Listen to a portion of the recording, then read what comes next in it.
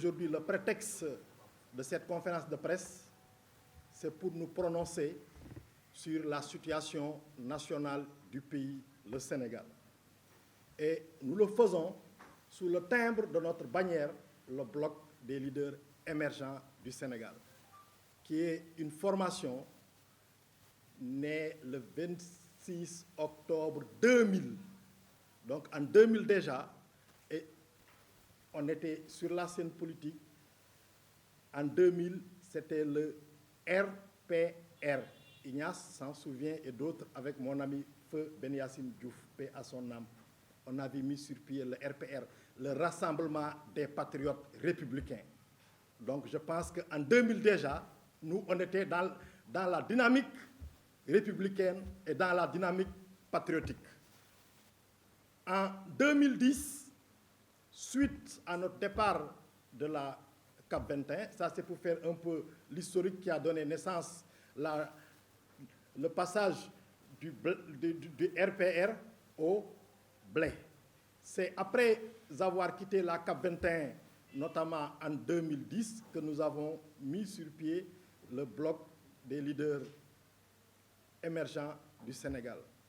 Et nous avons accompagné, on était le colistier du président Cheikh Tidiane Gadio au présidentiel, et depuis lors, on est dans la mouvance présidentielle. C'était bref pour vous faire un peu l'historique du leader politique qui vous parle, qui, depuis près de 30 ans, a participé à tous les combats et conquêtes démocratiques de ce pays.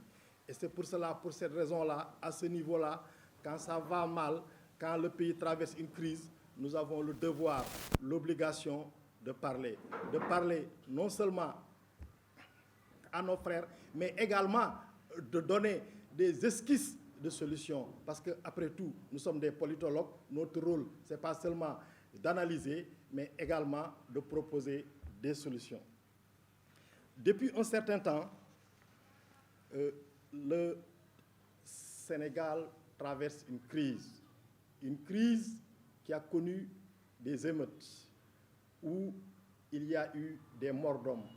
Nous demandons à Allah de les accueillir dans son paradis le plus céleste. Il y a eu énormément de blessés. Il y a eu également des dégâts matériels. Vraiment, nous nous inclinons devant la mémoire des morts, mais nous déplorons vraiment la destruction et des biens appartenant à autrui et comme des édifices publics qui sont des symboles de l'État. Nous avons des modes d'expression apaisés que nous pourrons utiliser pour nous faire entendre un peu partout. Et face à cette crise, qui est une crise économique, il faut le dire, parce que le Sénégal n'est pas un État ex nihilo qui échappe aux réalités sociologiques, économiques et politiques du monde. Cette crise a eu des impacts. Des gens sont fatigués, des emplois sont réduits en chômage, la pauvreté s'est accentuée, les gens ont semblé étouffés parce que les mesures ont semblé être drastiques au point que certains même les aient déplorées à un moment, au point où l'État était obligé d'alléger. Et cette fois-ci également, on est revenu à l'autre solution, on a allégé, on va vers une suspension, je crois, pour le 19. Donc ça, c'est vraiment les raisons fondamentales de cette émeute dans la rue, que malheureusement, qui aujourd'hui ont pris une connotation politique. De crise économique, on est passé à crise politique. C'est parce que l'opposition, c'est de bonne guerre. Ils savent que cette crise, c'est un terrain fertile. Il faut surfer pour dégager un agenda politique et pour poser et installer un débat politique. Actuellement, je pense que le débat, c'est un débat économique. Actuellement, l'orientation, la priorité, c'est de voir en quoi et comment et quelles sont les mesures qui ont été dégagées par le président Macky Sall pour faire face à cette crise, pour donner réponse à cette demande sociale. Cette crise, elle n'est pas politique. Et aujourd'hui, partout, et même certains leaders, dans leurs déclarations, sont allés jusqu'à même théoriser légitimité et légalité du président. Mais non, cette crise, ce n'est pas une alerte politique, c'est une alerte économique. Ce n'est pas une alerte parce que la cote de légitimité du président est en train de baisser. La légitimité du président, c'est une légitimité institutionnelle. Ce soulèvement-là, c'est un soulèvement économique de grandes puissances, de grandes nations, des pays dans la sous-région et dans la région, aussi développés ou plus développés que nous, ont connu des révoltes sociales, des soulèvements liés à la pandémie, à la crise. Vous verrez sous peu de temps, je ne fais pas de la prédiction, mais vous verrez sous peu de temps la Corne de l'Afrique, vous verrez l'Europe, etc. Mais nous, heureusement, je dis heureusement, nous avons pu le contenir. Nous avons pu contenir, car le président, en réagissant, en répondant, il a dit non seulement j'ai compris, mais il n'a pas seulement compris, il a compris et il a réagi. Parce que cette mesure de 350 milliards pour la jeunesse, elle est salutaire. Il fallait le faire. Et je dis même qu'il ne fallait pas attendre si on avait cette possibilité. Donc je demande au président vraiment de donner corps. Et j'ai vu qu'au dernier Conseil des ministres, ils ont donné corps à cette annonce du président qu'on prenait pour une simple annonce. Mais au dernier Conseil des ministres d'hier, ils ont donné corps à ces annonces. S'il y a un dossier, Excellence, aujourd'hui qui mérite un fast-track, c'est vraiment la question de la demande sociale. Inscrivez la demande sociale et la résolution des problèmes des jeunes en priorité, qu'elle soit la priorité majeure. Il faut intervertir les priorités à un moment de l'histoire de ce pays. Vous avez donné la bonne réponse. Maintenant, il faut intervertir, il faut hiérarchiser les priorités, comme le disent les enseignants. Parce que quand on fait cours, on a une priorité. Hier, quelqu'un me disait, c'était un entraîneur de football, quand on discutait, et ça m'a inspiré. Il m'a dit, mais M. Sagna, si c'était un match de football, on aurait dit aujourd'hui que l'opposition avec à sa tête, bien sûr, Ousmane Sonko, il faut le reconnaître, il ne faut pas l'occulter. C'est une réalité. L'opposition joue du 4-3-3. C'est une offensive. Le 4-3-3, pour ceux qui connaissent, Ignace, il est là pour avoir été dans plusieurs théâtres d'opérations de compétition internationale. Le 4-3-3, c'est l'offensif d'Angay Song. Et nous, aujourd'hui, en général, si vous êtes face à quelqu'un qui joue du 4-3-3, la réponse, c'est du 5-4-1.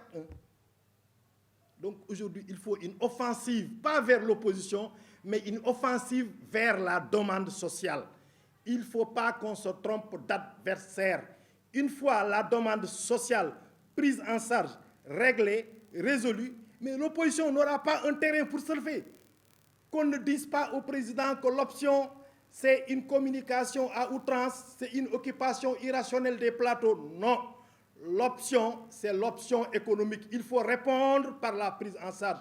Il faut que sous un bref délai, que l'ensemble ou la majorité de ces jeunes qui étaient là dans la rue, qui d'aucuns réclamaient un emploi, certains même n'étant pas inscrits des inscriptions, etc. Donc c'est un cocktail de faits, d'événements, pour ne pas dire de frustration.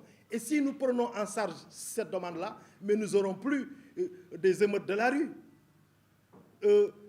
Y a un théorème médical qui dit les effets supprimés, la cause disparaît. Si j'ai mal, mais soigne le mal, ne soigne pas les effets du mal. La cause supprimée, les effets disparaissent. Et Monsieur le Président, je crois que vous avez l'outil nécessaire. Aujourd'hui, la devise, et ça je vais demander à nos amis qui accompagnent le Président, la devise aujourd'hui qui doit sous-tendre le compagnonnage avec le Président, c'est s'investir davantage pour mieux servir.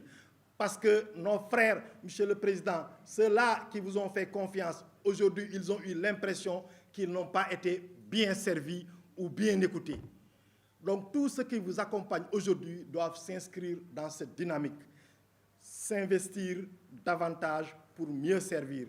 Je voudrais vraiment que ce slogan soit dorénavant le slogan ou même la devise de l'action présidentielle. Et je vais impérativement également parler de nous, notre responsabilité. Nous avons une responsabilité. Nous avons une responsabilité. Je commence par nous-mêmes pour être à l'aise chez nous, ici en Casamance, leader ou responsable de l'APR ou parti allié ou de la mouvance présidentielle, nous avons une part de responsabilité. Aujourd'hui, il y a une déconfiture dans nos rangs. Une discorde a été toujours remarquée. La presse a toujours alerté sur la discorde des lieutenants ou des responsables. Bon, parce que malheureusement, le président n'a pas de militants ici, il n'a que des responsables. Très sincèrement, il y a plus de responsables que de militants.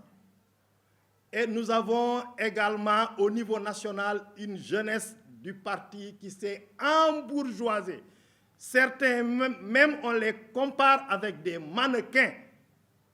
Ils n'ont pas servi. Ils n'ont pas servi. Ce n'est pas cette jeunesse-là qui a porté le président. Non.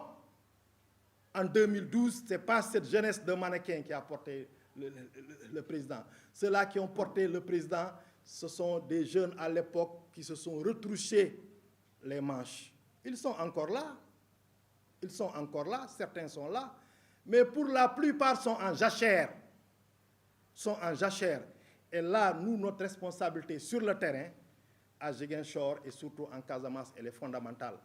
Parce que non seulement aux élections présidentielles, malgré la forte coalition, 4 triple XL, sincèrement, nous avons perdu avec Sonko sans tirer de leçons.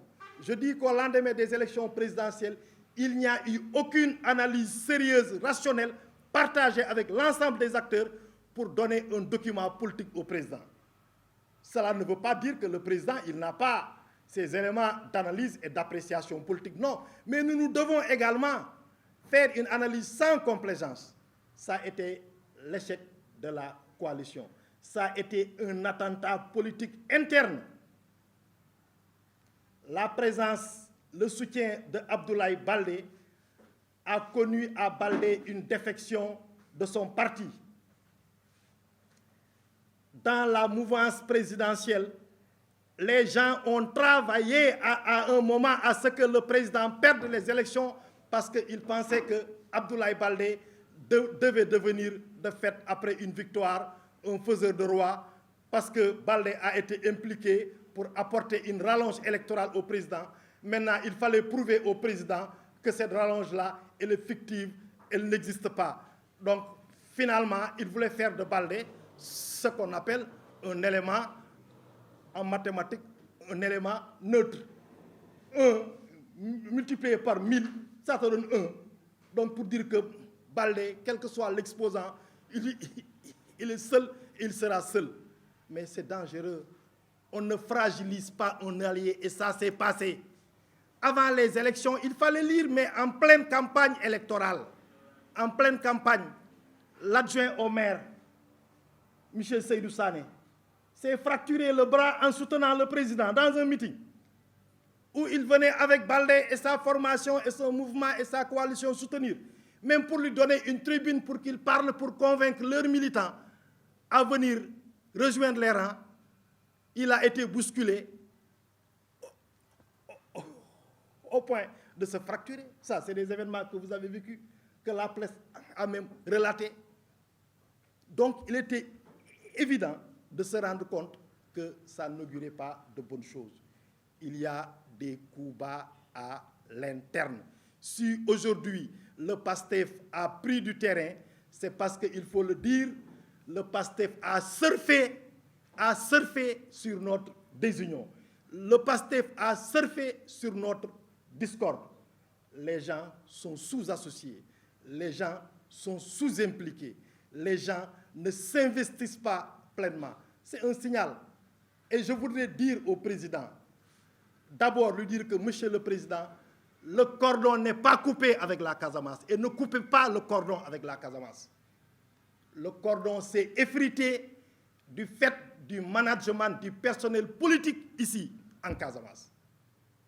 Madame Tay, politiquement, l'administration politique de la coalition a échoué et on doit en tirer les conséquences pour savoir qu'on n'a pas pu vraiment vendre un produit qu'on avait, le président Macky Sall, que la Casamance avait adopté, fini d'adopter, eu égard à ses réalisations. On a eu un problème d'interlocuteur. Monsieur le Président, la mission est possible. La meilleure façon de contenir cette opposition, comme je l'ai dit, c'est de faire vraiment une offensive, de faire une grande offensive pour la demande sociale. Et je ne terminerai pas ce point de presse sans vraiment interpeller d'abord le président Babacar Diagne de la CNRA.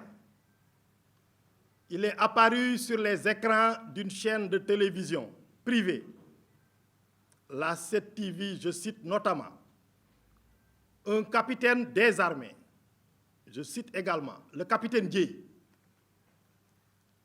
qui vraiment en direct, repris en boucle, rediffusé, dit qu'il a fondé, il fonde son engagement politique, entre autres, sur la souffrance des populations en Casamance. Le capitaine Dieye a dit publiquement qu'en Casamance, l'armée, écoutez-moi bien, et là j'interpelle le chef d'État, qui est le chef suprême des forces armées. Au moment où nous travaillons à sécuriser, à rassurer, à apaiser les populations, à faire de telle sorte que cette crise qui a traversé aujourd'hui 4 chefs d'État, Senghor a vécu cette crise, Abdou Diouf l'a vécu, Wade, Macky Sall est en train de la réguler, de la tempérer et de la gérer. Un capitaine sort des rangs pour dire que c'est l'injustice subie par les populations de Casamance dans le traitement de la crise qui sous-tend aujourd'hui son engagement politique. Il a peint la Casamance sous un ciel vraiment teinté de misérabilité. Et pour lui dire, nous avons la nappe d'eau à vue d'œil. On ne boit pas les flaques d'eau après le passage des convois militaires, comme il l'a dit. Dans quelle localité? Je défie ce capitaine. Il ne connaît pas, ou bien il s'est trompé de territoire. Il ne connaît pas les limites de ce pays. Il a été jusqu'à dire qu'une partie de la population est nourrie et prise en charge par l'État gambien. Mieux encore, là où j'interpelle, là où je demande même aux autorités militaires de le dédire tout de suite, parce qu'il dit qu'en Casamance, l'armée observe impunément les rebelles faire des exactions sur les populations au vu des militaires qui n'interviennent pas, qui laissent nos sœurs et nos femmes être violées, nos frères être battus, nos papas tués et traînés. Il dit que ça s'est fait et refait sous les yeux de l'armée. Je veux que l'état-major dise que cet officier n'a pas raison. Donner raison ou se taire face aux déclarations de cet officier, c'est attiser le feu. C'est attiser le feu. La Casamance est une chose sensible. Il ne faut pas en faire un enjeu politique. Il ne faut pas en faire un fond politique. Dieu, vous avez des priorités, cherchez des motivations, cherchez une feuille de route, nous n'accepterons pas. Et j'interpelle par là même tous les fils de la Casamance, de tous bords qu'ils soient, de dire que le capitaine Dieye n'a pas raison et nous lui demandons de retirer, et ça c'est à Babacar, de retirer, Babacar, retire ce film-là. Il fait mal, il fait pleurer toujours. À chaque fois qu'il passe, les cœurs saignent. Retirez-nous ce film-là. Et je demande à tous mes frères de Casamance, leaders politiques, intellectuels, sociologues, universitaires, de condamner cette déclaration-là et de freiner cet élan, de faire de la Casamance un fond politique. Capitaine, cherchez une feuille de route, laissez la Casamance, nous pensons nos plaies, nous réglons nos problèmes dans la synergie, dans la concorde, vraiment pour un développement harmonieux et une paix définitive en Casamance. Je vous remercie et je suis disponible et disposé vraiment pour venir sur les questions auxquelles vous n'avez pas jugé. Hier, quand je m'attelais à la préparation de cette conférence de presse, j'ai surfé à un moment sur la déclaration de la dame Adji Sarr, où apparemment elle revenait à charge. Et je pense que l'apaisement doit être réciproque. Il faut que l'apaisement vienne des deux côtés. Parce que nos distingués chefs religieux vraiment ont prié et ont sollicité les deux parties vraiment pour apaiser la situation. Et je pense que tous les acteurs, même au plan judiciaire, je ne parle pas de la dimension judiciaire en m'adressant aux juges ou au parquet, mais surtout les avocats, parce que les juges, ils ne médiatisent pas de dossier. Les juges, le procureur de la République n'a jamais communiqué sur ce dossier. Et c'est les avocats, et c'est en l'occurrence hier un des avocats, vraiment, qui a donné au dossier une autre tournure différente de l'apaisement. En tout cas, moi, je suis pour un apaisement. Aujourd'hui, le Sénégal n'a pas besoin de s'embraser, mais également un apaisement en fonction des us, coutumes, valeurs, mais également du droit de notre pays. Le droit peut être dit, le droit doit être dit. Ça ne veut pas dire le droit, ce n'est pas attiser le feu. Aujourd'hui, je crois que ce n'est pas le droit qui attise le feu, mais c'est un des avocats ou quelques-uns parmi les avocats qui ont vraiment donné à ce problème-là une dimension qu'elle n'aurait dû pas avoir vraiment en temps normal, sincèrement. Quand bien même que je ne veux pas vraiment me prononcer sur des questions de droit en cours et une chose vraiment pendante, je ne veux pas faire du juridisme sur la question. Je ne suis pas un juge, même si je suis un juriste de formation. Vous parlez d'apaisement, apaisement quoi? C'est-à-dire aussi le travail, c'est-à-dire qu'on travaille dans ce métier, ou bien une expérience? Quand je parle d'apaisement, je pense à la tension sociale. Je parle des échos sociaux. Je ne parle pas de l'apaisement dans le circuit de la justice, mais je parle de l'apaisement des effets que ce dossier est en train de susciter. Ça, je pense que les autorités judiciaires en charge de ce dossier, sincèrement, ont beaucoup plus de latitude et de manœuvre et d'autorité que moi pour se prononcer exactement, avec exactitude sur cette question. Pardon, M. Thiam. Oui, j'ai mon mot, c'est l'apaisement. C'est l'apaisement, parce que quand on est de la Casamance, quand on a vécu les événements de 82, l'apaisement, quand on a vécu cette rébellion, quand on a vu des villages volés et brûlés, des familles disloquées, qu'on essaie de rassembler 50 ans après, 40 ans après, des familles qui se retrouvent, des générations qui se sont perdues de vue, nous ne pouvons avoir que l'apaisement dans la bouche. Donc quand je parle d'apaisement, c'est parce que j'ai vécu autre chose.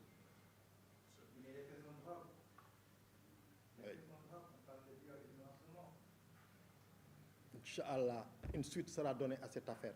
Et ceux qui ont en charge le feront en âme et conscience et en tenant compte du droit.